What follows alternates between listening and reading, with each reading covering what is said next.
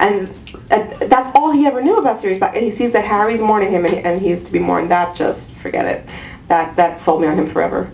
Can I change my answer to Neville? Sorry. How has it been going from being a fan to having your own fans?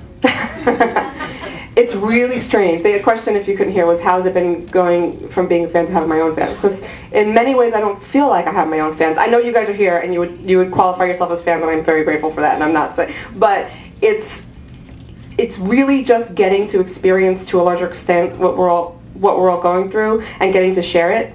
You know, I always say that it's sort of like being a student council president, you know, kind of, except there's some autographs sometimes at conferences, and I didn't really kind of come to terms with it for a while. I would ignore it. I would not realize that you had to be like attentive if somebody was trying to come up to you and say something. I would think that they were looking for their keys or something. You know, you wouldn't. It doesn't connect. But once it did, it's been really great, because what I get is I get great emails and great conversations, and people want to tell me things, and it only heightens the experience, which for an obsessive personality is just what the doctor ordered. So. What was your research process like for researching the early parts of the fandom? Like, you have a lot in here about like the fan fiction sites. Yeah. How did you find all that? The question is about the research process, and especially about the early years with the Harry Potter. Well, first of all, I lived it, so that helped. So I had a lot of the landmarks, but I didn't want to rely too much on my bubble, because that's, you know, you don't want that. So I had been reading just nonstop, digging through archives, digging through even my old files, digging through my old emails to remind myself of the things that happened that I should maybe go and search out further. For instance, I needed do you guys know the fan fiction author, actually the author, Cassandra Clare?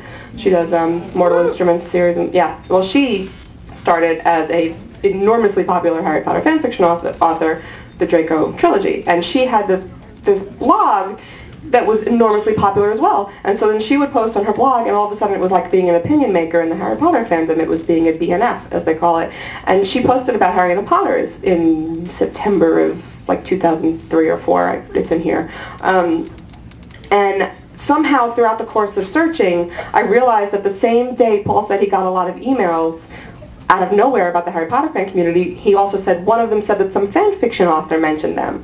So then that connected, and I looked for the article, and I couldn't find the article, and so then I emailed somebody who said, oh, she's going to look for the article for you. Then she emailed me and said, it's closed off to the public, but I opened it for you. Here's the link. Go ahead. You know, sometimes it was like a roundabout thing like that. Sometimes it was just hours and hours and hours of reading. So yeah, it was a mix of things. In the last 2 months, it got so crazy because I was dealing with the Joe Rowling interview and all the other interviews that came from that. Actually, it was the last like 4 months. For 2 of those months, I had an assistant, a research assistant who came in from England and stayed with me well, not with me, but stayed in America for 2 months and helped me enormously. I would say, I don't know what this little fact is, because I was in the middle of 10 other research things, and she'd go dig it up. So I had help, but it was just a lot of grunt work. But good grunt work. As a fan, how do you feel about the book adaptations into the movies? I think the films are very, very good fan representations of the books. They're excellent. They were never going to be 100% based on, you know, but the beauty of a book is that you can imagine so much more. And unlike Lord of the Rings, I think she's exercised a lot of restraint in description so that you can fill in the blanks in your own head. And while that's wonderful for a book, it can be so hard on filmmakers because they can't ever match what's in your head. So I enjoy them. I love them, and I love seeing all those great moments. Like, for instance, upcoming, where eventually we'll have a Ron Hermione kiss, which will be fantastic. They better do it right, you know. But we'll also have a Harry Hermione kiss. They're evil, but it is a Harry Hermione kiss. It's the Horcrux, you know. But yeah. I want to know do you ever feel like you're just part of the fandom? Because I know, like with me, and I know other people too, that they just feel like with the fandom, it's just you're part of it. You're nothing important. Like, you are important, but you're like everyone else. You're equal. So do I ever feel equal in the fandom? Like, do you ever feel like that you're above? Like, because like I said, for me, I feel like a lot of people in the fandom, even if they are more important, they just feel like they're everyone else. yeah, I never feel like I'm, above. I mean, above all things, I'm a fan. That's not, that does, that's never ever going to change. And thank God, because how would I enjoy it as much, So I get some more privileges because of the work that Leaky does. That's undeniable, and that's very nice. But I go to the movie and watch it just like, I get the book and read it myself. I hope to never, ever, ever lose that. So. Melissa, we have time for maybe 2 more questions. Okay, cool. Sorry, you asked a couple, so I'm going to get her. What's your favorite crazy theory? My favorite crazy theory is in the book. My favorite crazy theory is when we were in Albuquerque, and this guy stood up very convinced of his righteousness, and he said, Snape does was it Snape? Was it? McGonagall. Thank you. You read the book more better than I have. So no, it's just that McGonagall doesn't exist. She's not. It's Snape in disguise. And when you get something like that, there's nothing you can do but respect it and laugh, because it's like, well, sure, whatever you say. So then Sue, I think it was Sue, who said, well, what about when Snape and McGonagall are talking to each other? And the guy just, he thought about it for a second, and he goes, it's an illusion! Those are great moments. And my favorite, another one, is when the deluxe artwork came out for Deathly Hallows, and when the dragon was on it with the milky eyes. Instantly, the fandom went wild. Let's research dragons. Which dragons don't have, and there is one dragon that doesn't have eyeballs, so everybody was sure that it was an Antipodean opal eye. So all of a sudden there was research on antipodes, which are the opposite parts of the earth. And then there was the crazy theory that came with it, was that it was Draco Malfoy in his animagus form. Which accounted for why everybody, or at least Hermione, looked so horrified to be writing it. So. Which it was great. I thought it was great. So you in the back. How did you feel about interviewing the person who is anti-Harry? Laurel Mallory.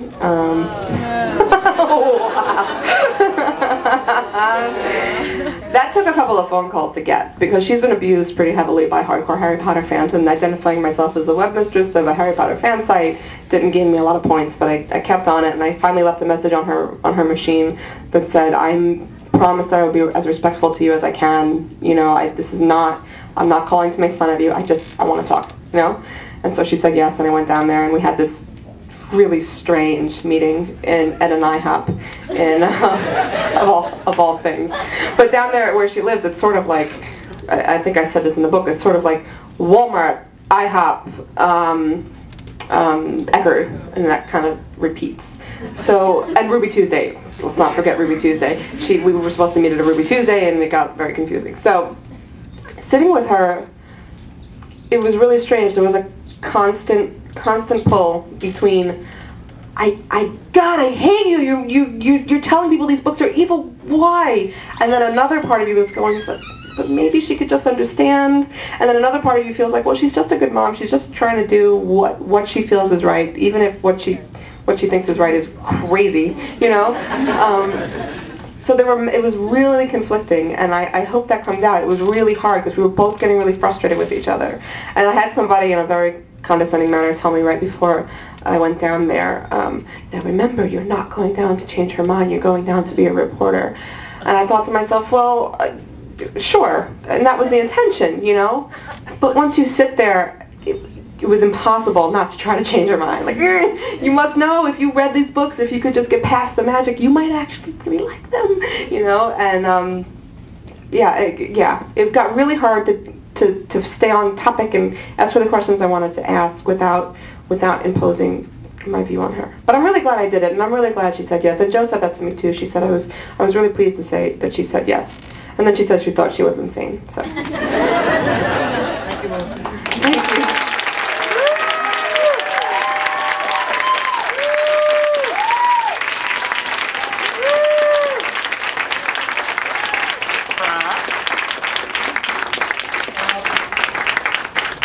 By the way, Melissa's probably too modest to mention it, but the book is down to its 3rd printing. Woo!